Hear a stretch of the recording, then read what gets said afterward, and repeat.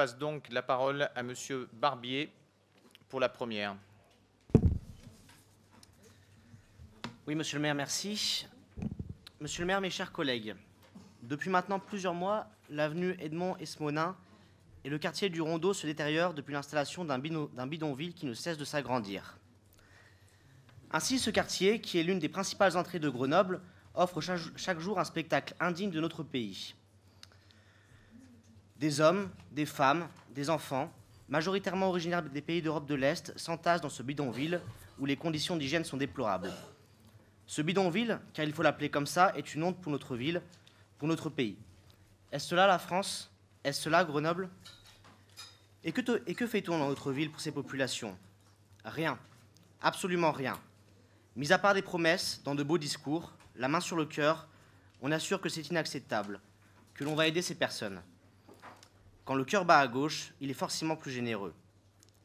Mais dans le même temps, et à l'abri des caméras, on refuse la compétence d'hébergement d'urgence à la métro.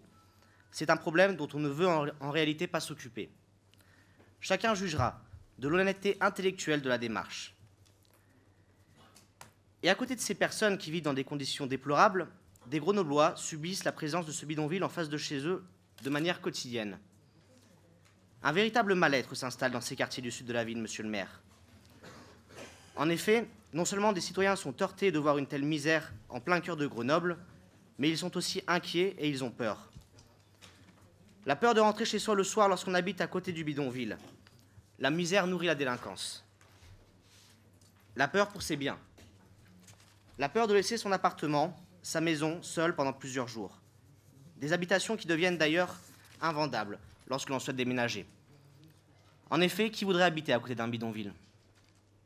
La peur, enfin, de laisser ses enfants aller seuls à l'école. Monsieur le maire, votre première mission, comme celle de tout responsable politique, quel que soit son mandat, est de garantir la sécurité de vos concitoyens, tout simplement pour leur garantir la liberté d'aller et venir en sécurité. Je sais qu'une politique courageuse en matière de sécurité vous déplaît. Alors je peux vous donner une idée novatrice, totalement inédite.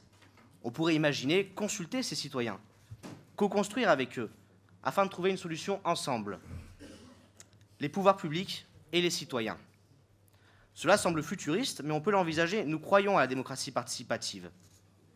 Dès lors, il faudra commencer par prendre en compte la pétition qui a circulé, et circule encore, dans les quartiers concernés par le bidonville.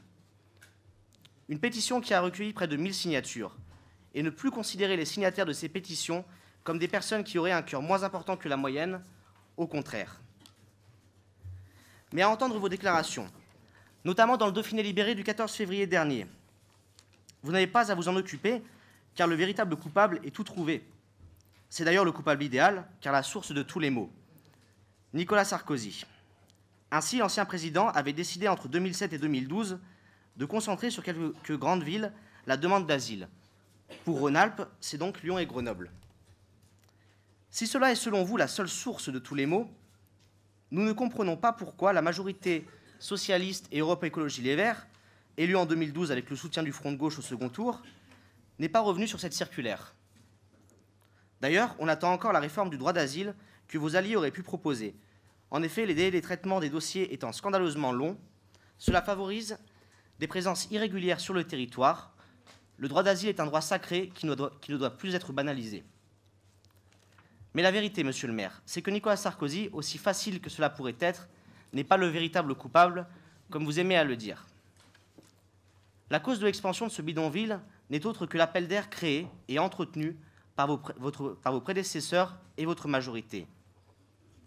L'arrivée insuffisante et inutile de tentes, d'Algeco, la mise à disposition de logements gratuits pour ces populations, vos nombreuses déclarations qui qualifient notamment d'inconditionnel l'hébergement pour les personnes en situation irrégulière à Grenoble.